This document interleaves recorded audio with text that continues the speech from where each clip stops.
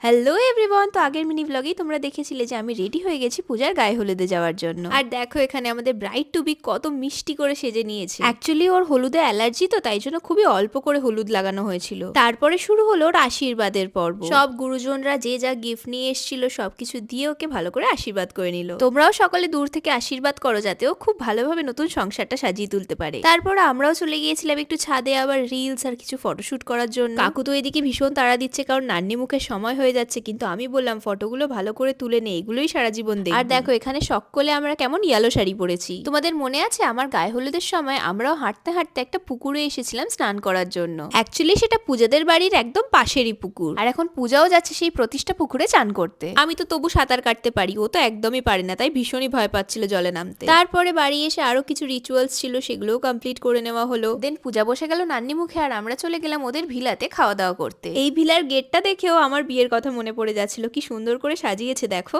গিয়ে দেখলাম অলরেডি একটা ব্যাচ বসেছে, তাই আমরাও বসে গেলাম একটু গল্প করার জন্য। আমাদের খেয়ে যেতে যেতে পূজারও সাজতে বসার টাইম হয়ে গেছিল, তাই আমরা গিয়ে বাকি সকলের সাথে ছবি তুলে চললাম বাড়ির পথে। দেখা হচ্ছে বিকেল বেলায়।